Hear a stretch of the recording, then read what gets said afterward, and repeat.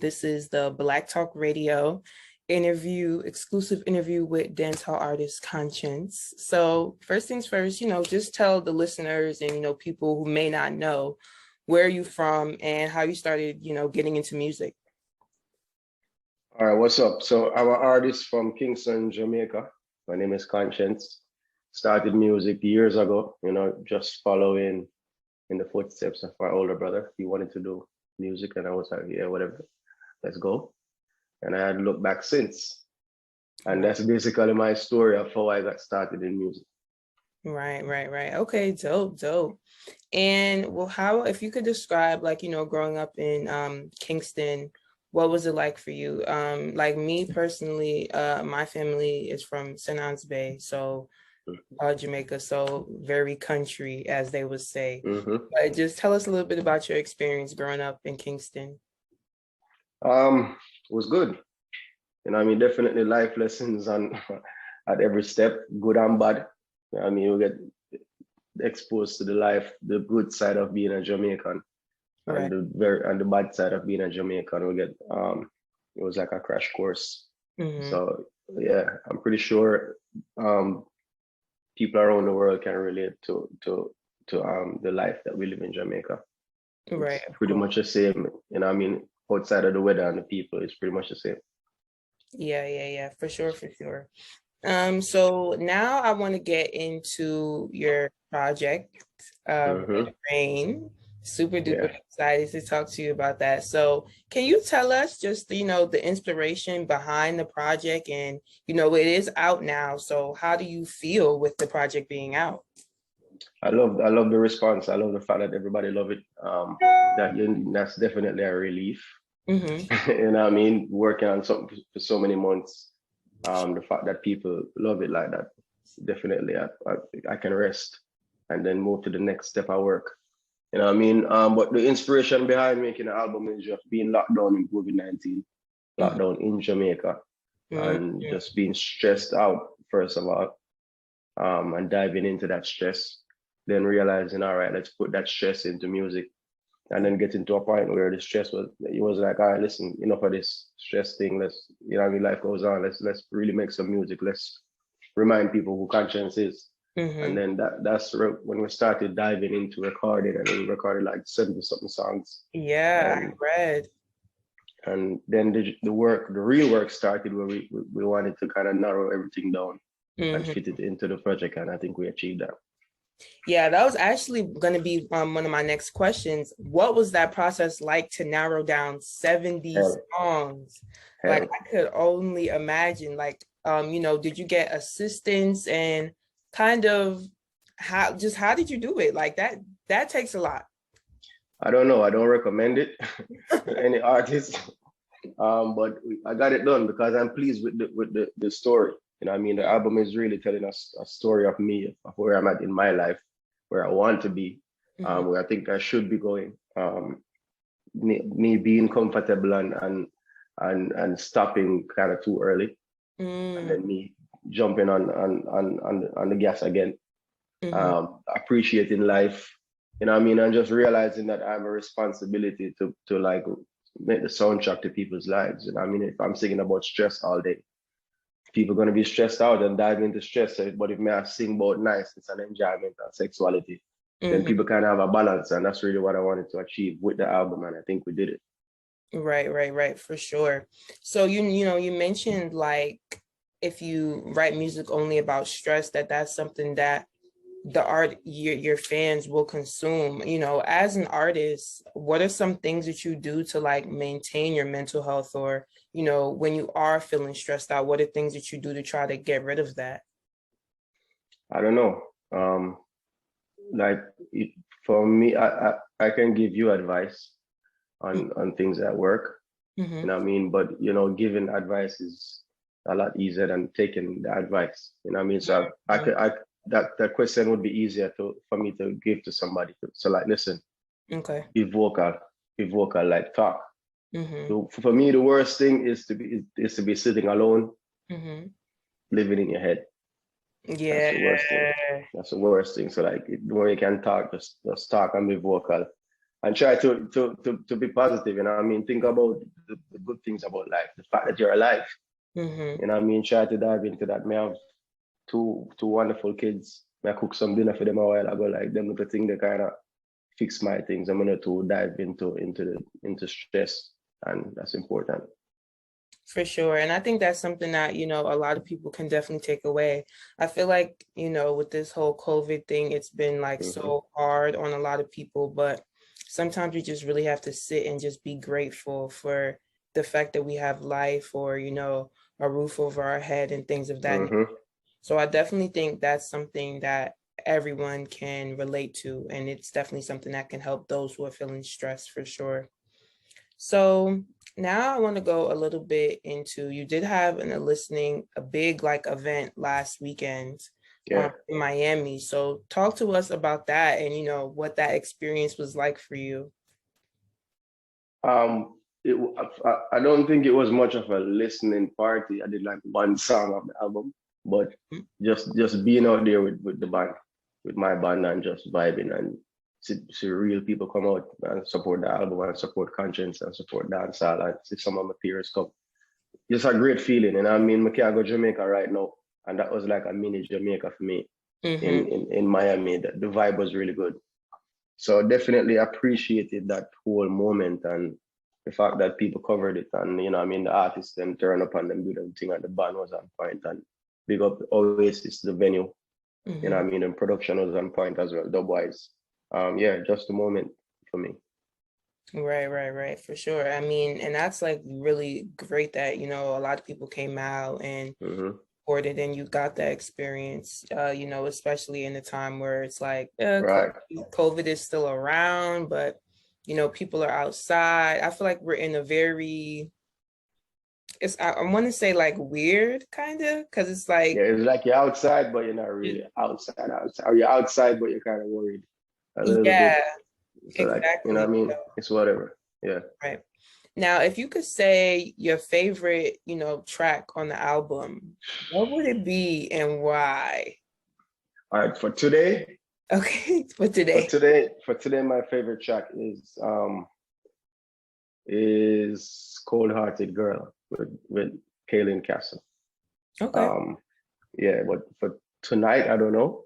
I don't know because like for me, I deliver the album from a fan's perspective, from me being a fan of music and different genres and different styles and different moods. Hmm. So my mood changed like this. So Right. same way, my favorite song is gonna change. Like there's 18 tracks, so Yeah. we only have 7 days in a week. So who Right. knows? So Mm. a lot of mood changes for sure. Mm. I definitely feel you on that. Now, you do have some, artists that you worked with on your project, like Stefflon Don and others. Mhm. And I think, that's super duper dope. Now, if you could work with any artist, who would it be and why? Rihanna, Oh, for Rihanna. sure. That's been my dream collab for years now. I've never taken any steps to make it happen. Mhm. But I'm just leaving that one up to the universe. But for sure, Rihanna, definitely a big Rihanna fan, and I think we would make magic. Yeah, Rihanna, I would love to see that. She needs to come back. I mean, Who knows? I don't know, but Who knows? We'll see. we will see. But I definitely could see, that for sure, for sure. Rihanna, that would be definitely a top tier track. So Mhm. I'm manifesting that for you. Yeah, let's I'm manifest that pushing together. out Let's that put that in the good, universe. Yeah. pushing out that good energy. Now, Yeah. if you could say, your favorite thing about being an artist, what would it be and why? The art, Hmm. ability to actually get up Hmm. and make music, and I still can't believe people pay me to do this. Like, if I could have, I'd probably do this anyway. You know, what I mean, even before we started getting money to the music, we used to work and take away money and pay Right. for making music. So like that part of it is really a big part. And secondly, just the fact that my words actually affect people's life. Hmm. You know, what I mean, affect people mood, affect people the way how them view situations. You know what I mean? Them energy. That's definitely a big plus for me. Right, like you really have an impact. You mentioned that, you like you're sometimes you're still in shock that like, you get paid to do this. What was Mm. that like transitional point for you? Like, you mentioned how at first you were working and using that money to fund your music career, and now Yeah. you get paid from your music. So what was that moment for you where it was like, oh, like I'm getting paid to do this, like this is, and how did it make you Um, I think that moment was it came to me like when I was on I had a 9 to 5 at the time, feel? Hmm. and like you have a thing named dub plate. You know about Jamaican culture? Yes. Yeah, Jamaican, or are you American Jamaican? What are you? Both my parents are Jamaican. I was born here, but I literally go to You're Jamaica every year. My grandparents, I grew all up right. with So grandparents. so you have a thing named dub plate where you sing the song for a sound system or a DJ. Right. And like I was doing like one dub plate and getting paid for what I get paid to go to work for a month. So I was Wow. like, all right, you need to quit. So Yeah, that was like the moment where like, yo, I can't believe this. I know. And I didn't even do a show yet. that's So amazing. that was the moment. Yeah, that's wow. Yeah, that's great. Mm, yeah, So yeah. I always like to ask, my guests, because I know like different artists when they're recording music, they kind of have like different things that they need in the studio with them, or different rituals or things they like to do. So what is it like being in the studio with you? And do you have certain people around that you like to have, or I mean, it's different every time. And I mean, there's no like formula that if I don't have this and this and this in this order, it's Mhm. not gonna work. You know, I mean, we could be in the studio all day and we record nothing, or we can be in the studio an hour and we record like 7 songs.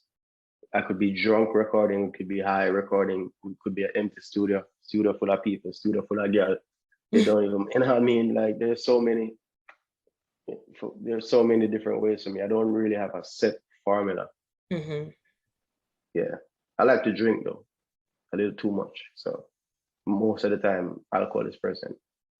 Okay. Yeah. I feel like for a lot of artists, like, they said that and it varies depending too on like the type of song that they're doing, or even like Mm. the type of mood that they're in, because like for some artists, if they are maybe creating something that's a little bit more emotional, they might not want like a lot of people in the studio and things of that nature. So Right. Well, for me, I don't like men in the studio if I'm singing something really sexy.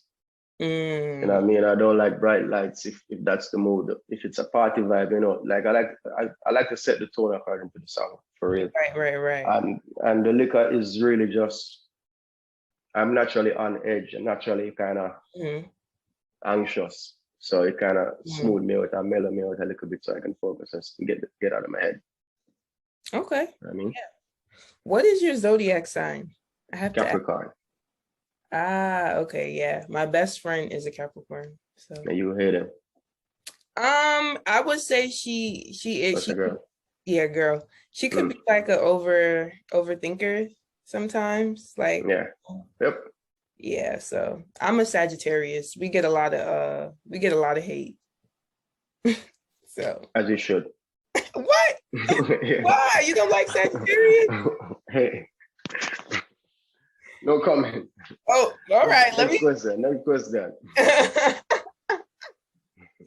So we talked a little bit about quarantine and how it was a stressful time for you, but I always like to, talk to my artists and just learn like during quarantine at first, what was your initial thoughts when they were like, okay, everything's being locked down, can't go outside, can't do anything? All right. At first, no, there was like this little maybe a week or a week and a half period where everybody thought this was a joke. Mm-hmm. For me, that was like a month. So like Mm-hmm. this must be a joke. Like, all right, let's see, hurry up. You know what I mean? And then promoters started calling and being like, yo, all right, this tour is canceled. And then you know what I mean, I lost like 4 tours, not 4 shows, but 4 full tours Wow. like canceled. And then Jamaica lockdown now, so you have to stay inside. I'm like, yo, all right, so it's real. So like there's this period where you can't believe to a period where you're like really it hit hard. Mm-hmm. And then you ride out that low and slowly start to come up. Right. And I know you mentioned that, you made a lot of music during quarantine, but like, were there other things that you were doing too, like watching any movies, reading any books that have, really Too impacted? many movies, watching too much news. You watch CNN, you watch CNN till you're weak. I mean, everybody's stuck to whatever news outlet. We were stuck on that until I started just shutting down. You know what I mean, and just being in the studio. And my procedure was like, we started sleeping in the studio. So studio, food, liquor, studio. You know what I mean? It just started going on. Yeah, I mean, I feel like, and how was that? Was that like something that you really just enjoyed, like really just having that time just to like No, make your music? No. no. It's like maybe if we chose to do that, then Mm, I could enjoy it. But then to be forced to do it, like it's a different thing mentally. It's like going to jail as mm-hmm, opposed to taking some time on your own. It's mm, not that's not the same. Even if you're on house arrest, it's not the same as being home for a while. mm-hmm, Like the fact that you have to do this, like it kind of mess with your psyche. So I wouldn't say I was enjoying it, mm-hmm. but I'd say I coped with it. Okay. That's fair. And I think, a lot of people can definitely relate to that for sure. Hmm. Yeah, so all right. Well, that was Conscience Quarantine Experience, y'all, for those, who wanted to know. And yeah, so my next question now is, as an artist, what would you say would be like the biggest misconception you feel like people may have about you? About me or about artists? It could be about you, or it could be about dancehall artists in general. Um, about artists, I would say people tend to dehumanize artists. Mm, Like artists help to dehumanize themselves too, I guess, but people take it to a next level. Um, and for me, I don't know. I don't know if there are any more misconceptions. Like mm-hmm. I've been around for a little while. I think people figure me out. You know what I mean? I would hope. I feel you. That's fair. So my final question for you, if you could leave, the listeners and viewers with one thing to remember you by, what would it be and why? That one that refused to leave. I don't want to leave them with anything. You know Mm, what I mean? I want to be here. okay. I think I get nice and I say the place I open up. I'm Yes. not going nowhere. Yeah, I'm there. So I just want my fans and even people that are not fans to just enjoy the album. You know what I mean? There's a song and there's no one song that you're gonna listen to and be like, all right, that's what the album is about. If you Mm, didn't listen to it, you'd never listen to it. okay. Love it. Love it. I just want to thank you so much for chatting with me. This was really good. And yeah, this will be, on our website and, on our social media so everyone can tap in. And yeah, thanks so much. No problem. Enjoy your Sunday. Thanks, you too. Take care. All right, there you go.